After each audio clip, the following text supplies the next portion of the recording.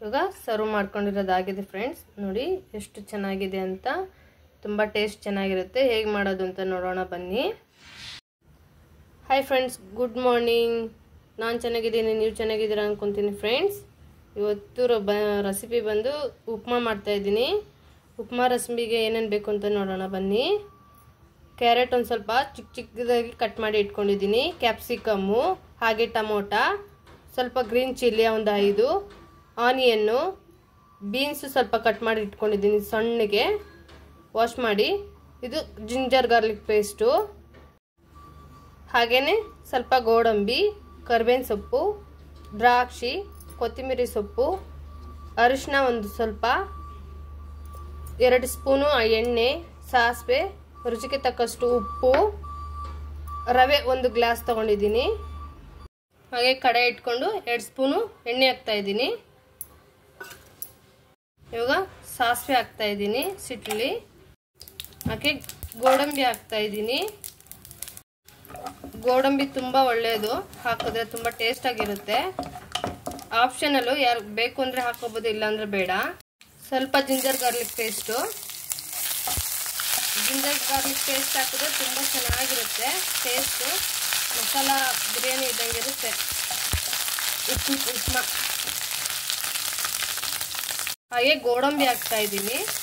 ಇದು ಅಷ್ಟೇ ಆಪ್ಷನಲ್ಲು, ಬೇಕು ಅಂದರೆ ಹಾಕೋಬೋದು, ಇಲ್ಲಾಂದರೆ ಇಲ್ಲ. ಇದು ಸ್ವಲ್ಪ ಉರಿ ಕಮ್ಮಿ ಇಟ್ಕೊಂಡು ನಿಧಾನವಾಗಿ ಫ್ರೈ ಮಾಡ್ಕೋಬೇಕು. ಉಪ್ಮಾಗೆ ನಾನು ಇದೆಲ್ಲ ಹಾಕ್ತೀನಿ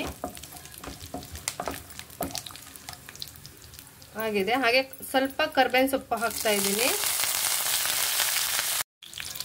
ಇವಾಗ ಹಸಿಮೆಣಸಿನ್ಕಾಯಿ ಹಾಕ್ತಾ ಇದ್ದೀನಿ. ಚೆನ್ನಾಗಿ ಫ್ರೈ ಆಗಬೇಕು ಹಸಿಮೆಣಸಿನ್ಕಾಯಿ. ಹಾಗೆ ಆನಿಯನ್ ಹಾಕ್ತಾ ಇದ್ದೀನಿ, ಬೀನ್ಸು ಹಾಕ್ತಾ ಇದ್ದೀನಿ ಒಂದೇ ಟೈಮ್ಗೆ, ಕ್ಯಾರೆಟು ಹಾಕ್ತಾ ಇದ್ದೀನಿ. ಎಲ್ಲ ಒಂದೇ ಟೈಮೇ ಒಂದೇ ಸಮಾನ ಫ್ರೈ ಆಗುತ್ತೆ. ಈ ಥರ ಚೆನ್ನಾಗಿ ಫ್ರೈ ಮಾಡ್ಕೊಬೇಕು ಫ್ರೆಂಡ್ಸ್. ನೀವು ಒಂದು ಸಲ ಟ್ರೈ ಮಾಡಿ ನೋಡಿ. ಅರ್ಧ ಟೀ ಸ್ಪೂನಷ್ಟು ಅರಿಶಿನ ಹಾಕ್ತಾ ಇದ್ದೀನಿ. ಹಾಗೆ ಈಗ ಟೊಮೊಟೊ ಹಾಕ್ತಾ ಇದ್ದೀನಿ. ಸ್ವಲ್ಪ ಇದು ಕೂಡ ಫುಲ್ ಫ್ರೈ ಆಗಬೇಕು ಚೆನ್ನಾಗಿ. ಈಗಲೇ ರುಚಿಗೆ ತಕ್ಕಷ್ಟು ಉಪ್ಪು ಹಾಕ್ತಾ ಇದ್ದೀನಿ.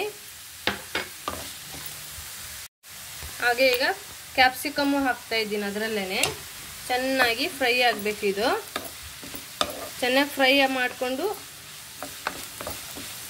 1 ಗ್ಲಾಸ್ಗೆ 2 ಗ್ಲಾಸು ನೀರು ಹಾಕಬೇಕು.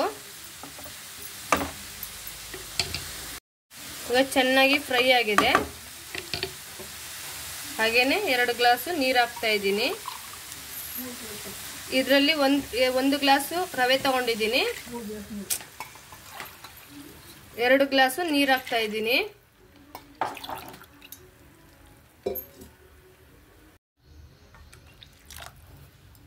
ಇವಾಗ ಚೆನ್ನಾಗಿ ಕುದಿ ಬರಲಿ ಸ್ವಲ್ಪ 2 ನಿಮಿಷ.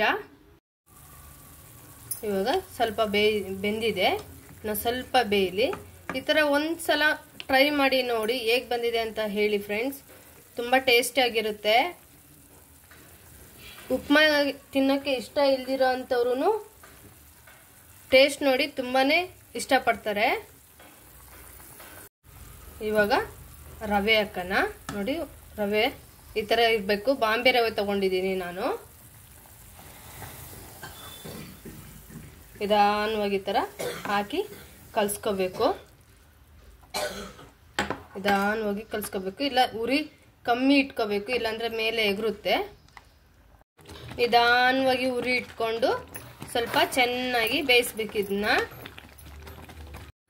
ಇವಾಗ ಆಗಿದೆ, ಸರ್ವ್ ಮಾಡ್ಕೋಣ ಬನ್ನಿ. ಇವಾಗ ಒಂದು ಸ್ವಲ್ಪ ಕೊತ್ತಂಬರಿ ಉದುರಿಸ್ಕೊಳ್ಳೋಣ ಅದ್ರ ಮೇಲೆ. ನೋಡಿ ಎಷ್ಟು ಕಲರ್ಫುಲ್ಲಾಗಿ ಎಷ್ಟು ಚೆನ್ನಾಗಿ ಬಂದಿದೆ ನೋಡಿ ಫ್ರೆಂಡ್ಸ್. ಹೀಗೆ ಒಂದು ಟೈಮ್ ಟ್ರೈ ಮಾಡಿ ನೋಡಿ ಹೇಗೆ ಬಂದಿದೆ ಅಂತ ಕಮೆಂಟ್ ಸೆಕ್ಷನಲ್ಲಿ ಕಮೆಂಟ್ ಮಾಡಿ ಹೇಳಿ ಫ್ರೆಂಡ್ಸ್. ಹಾಗೆ ಇಷ್ಟ ಆದರೆ ಲೈಕ್ ಮಾಡಿ, ಶೇರ್ ಮಾಡಿ, ಸಬ್ಸ್ಕ್ರೈಬ್ ಮಾಡಿ, ಬೆಲ್ ಐಕನನ್ನು ಒತ್ತಿ ನೋಟಿಫಿಕೇಶನ್ ಬಂದು ಸೇರುತ್ತೆ ನಿಮಗೆ. ಥ್ಯಾಂಕ್ ಯು ಸೋ ಮಚ್ ಈ ವಿಡಿಯೋ ನೋಡಿದ್ದಕ್ಕಾಗಿ ಫ್ರೆಂಡ್ಸ್.